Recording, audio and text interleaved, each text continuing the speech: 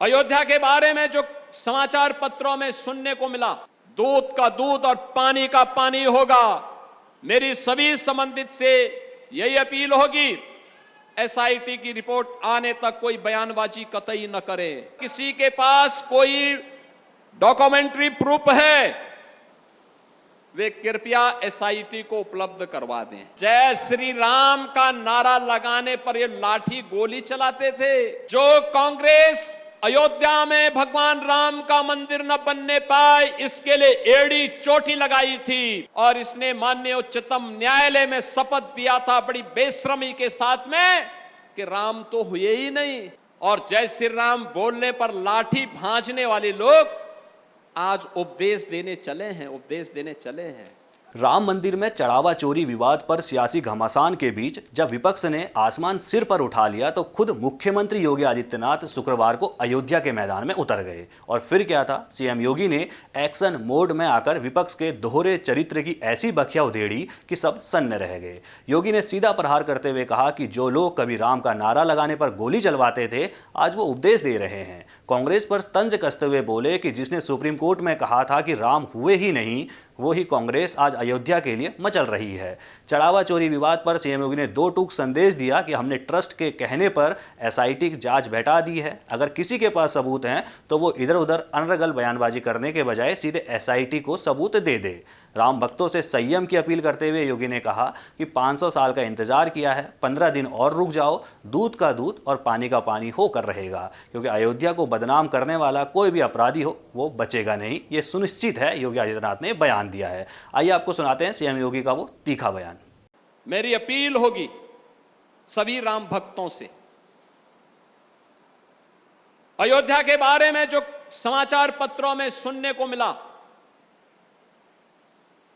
हम लोगों ने ट्रस्ट के अनुरोध पर एसआईटी जांच बिठाई है और मैं उन्हें इस बात के लिए कह सकता हूं कि एसआईटी जांच दूध का दूध और पानी का पानी करके रहेगी, उसमें कोई संदेह नहीं। लेकिन मैं सभी से इस बारे में अनुरोध करूंगा, सभी पक्षों से कहूंगा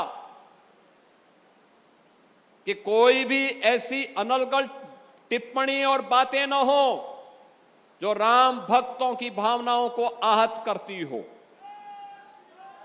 राम भक्तों की भावनाओं को आहत करती हो। अगर किसी के पास कोई डॉक्यूमेंट्री प्रूफ है, वे कृपया एसआईटी को उपलब्ध करवा दें। एसआईटी को दे दें, एसआईटी जांच करके देगी। और राम भक्तों से भी मैं कहना चाहूंगा, राम भक्तों से मेरी विनम्र अपील होगी, प्रभु राम ने हमें मर्यादा का पाठ पढ़ाया है, मर्यादित रहने का आचरण दिया है। हम उस मर्यादा का पालन करते हुए हमने 500 वर्षों तक, हम लोगों के पूर्वजों ने 500 वर्षों तक प्रभु राम के स्थान को लेने के लिए संघर्ष किया है। 500 वर्षों तक मर्यादित रहते हुए हमने संघर्ष किया है। 15 दिन और देख लें, इंतजार कर लो, चिंता मत करो। लेकिन हम अयोध्या को बदनाम करने वाले, राम जन्मभूमि मंदिर को अपमानित करने वाले लोगों के बहकावे में कतई ना आए। ये लोग कभी नहीं चाहेंगे कि अयोध्या का नाम हो, ये कभी नहीं चाहेंगे कि अयोध्या सम्मान पाए, क्योंकि ये लोग स्वयं क्षमता विहीन थे, कर नहीं सकते थे। तब अयोध्या को बिजली नहीं मिलती थी, अयोध्या को इन्होंने बिजली नहीं दी, संकरी गलियों में बांध करके रख दिया था। आज दुष्प्रचार करके हमारी सप्तपुरियों में से पहली पुरी अयोध्या धाम को ये लोग अपमानित करते हैं, दुष्प्रचार करते हैं, अपमानित करते हैं। हम इनके बहकावे में कतई ना आए।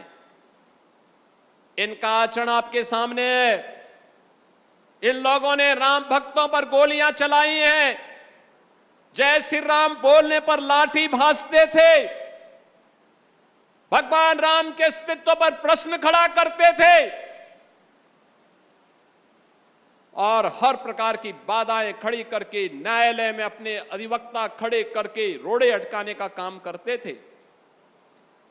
ये लोग उपदेश देना बंद करें। एसआईटी गठित हुई है, दूध का दूध और पानी का पानी होगा। मेरी सभी संबंधित से यही अपील होगी, एसआईटी की रिपोर्ट आने तक कोई बयानबाजी कतई न करें, क्योंकि बीच बीच में जब बयानबाजी होती है तो वह जांच को प्रभावित करती है।